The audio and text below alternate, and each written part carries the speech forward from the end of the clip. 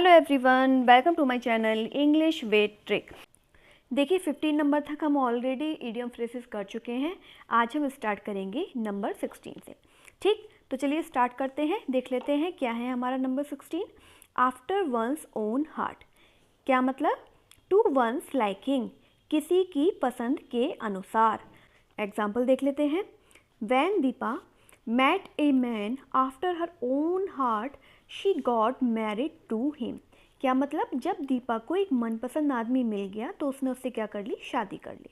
ठीक है, मतलब जब हम हमारी पसंद के अनुसार हमें कोई चीज़ मिल जाती है तो वही क्या चीज़ हो गई आपकी? After one's own heart. देखिए दीपा ने पकड़ रखा है अपनी मनपसंद जो आदमी है उसका हाथ पकड़ रखा है ना, तो उसको उसका मनपसंद क्या मिल गया? आदमी मिल गया, तो उसने क्या कर ली? शादी कर ली। तो वही इसका मतलब है after one's own heart. To one's liking मतलब किसी को पसंद करना। ठीक, नेक्स्ट देख लेते हैं। नेक्स्ट क्या है हमारा 17 नंबर का? क्या है? At the bottom of.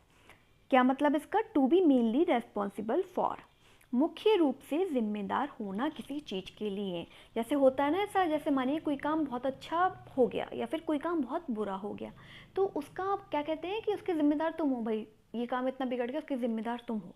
वही क्या हो गया आपका कि किसी चीज़ के लिए बहुत ज़्यादा क्या होना? मुख्य रूप से जिम्मेदार होना। Eight the bottom of. Example देख लेते हैं और अच्छे से पता चल जाएगा। It was found later that Shanu was at the bottom of the whole trouble। यानी बाद में पता चला, क्या पता चला कि पूरे मामले में कौन जिम्मेदार था? शानू ही जिम्मेदार था। कि पूरे मामले का जिम्मेदार कौन था? शानू था। देखिए ये मान लीजिए ये लड़का जो है इसका नाम शानू है, ठीक है, और सब लोग इसी के ऊपर क्या कर रहे हैं? उंगली कर रहे हैं भाई कि तुम इस बात के जिम्मेदार हो, तुम ही इस बात के जिम्मेदार हो। और बेचारा क्या कर रहा है?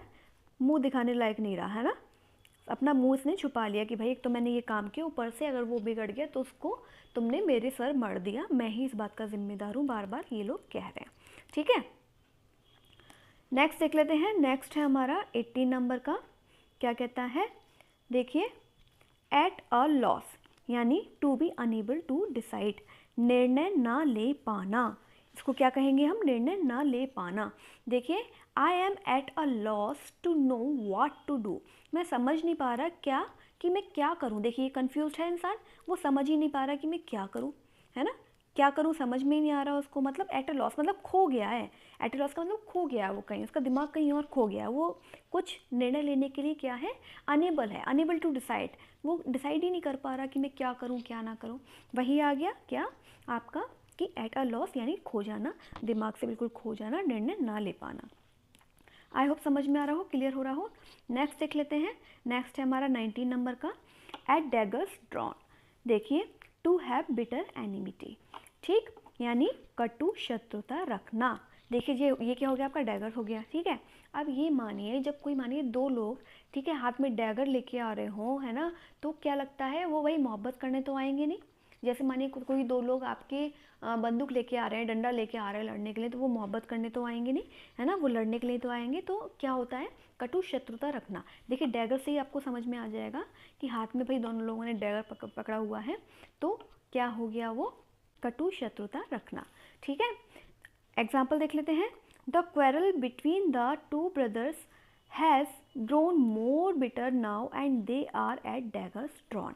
क्या मतलब? दोनों भाइयों के बीच में झगड़ा अब और भी ज़्यादा बढ़ गया है और उनमें क्या हुई है? कड़वाहट आने वाली है। मतलब इतना ज़्यादा बढ़ गया है कि उसमें क्या होने वाला है? सुधारने के या सुधरने के कोई चांसेस नहीं है, और बिल्कुल उन दोनों के रिश्तों में क्या आ गई है? कड़वाहट आ गई है। कड़वाहट अच्छे से घुल गई है उन दोनों के रिश्ते में। ठीक है, तो वही क्या हो गया आपका? कटु शत्रुता रखना। ओके, नेक्स्ट देख लेते हैं। नेक्स्ट है आपका एट लार्ज। एट लार्ज का मीन्स होता है एब्सकॉन्ड या टू कीप अनचेन्ड, यानी भाग जाना या बंधन मुक्त रहना। अब देखिए जैसे ये डॉग है, ठीक है, अब क्या करते हैं? मोस्टली लोग इसे चैन में बांध के रखते हैं, लेकिन रात को क्या होता है? हम लोग इसे अनचेंड कर देते हैं।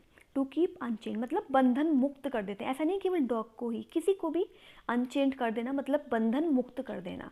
एट लार्ज का मतलब क्या हो गया? एब्सकॉन्ड यानी कि भाग जाना या टू कीप अनचेंड। ठीक है, तो किसी को बंधन मुक्त कर देना या भाग जाना, वही क्या हो गया आपका? At large. एग्जाम्पल देख लेते हैं। People keep their dogs at large at night. देखिए वही मैंने इसमें पिक्चर लगाई है, क्या कि लोग रात में अपने कुत्तों को जंजीरों से क्या रखते हैं, मुक्त रखते हैं। अब देखिए मानिए कोई रात को चोर आ गया है ना, फिर क्या होगा भाई, कुत्ता तो बंधा हुआ है ना, चोर और उसे चिढ़ा चिढ़ा के चोरी करके चला जाएगा। भाई तुम बंधे रहो, भौंकते रहो, है ना। आप खुला है तो वो उस पर हमला भी कर सकता है। तो क्या हो गया, ये बंधन मुक्त हो गया उस समय रात को कुत्ता, जिससे क्या हो गया कि वो चोरों का पीछा भी कर सकता है और उस चोर को पकड़वा भी सकता है। ठीक है, तो वही क्या हो गया, टू कीप अनचेन्ड, यानी कि एट लार्ज का मीन्स क्या हो गया, टू कीप अनचेन्ड या एब्सकॉन्ड। ठीक है, देखिए भगा भी दिया इसने, भाग गया ये कुत्ते को देख के। ओके, आई होप समझ में आया हो, क्लियर हुआ हो। और अगर वीडियो अच्छा लगा हो तो लाइक, सब्सक्राइब और शेयर करना मत भूलिएगा। Thank you very much.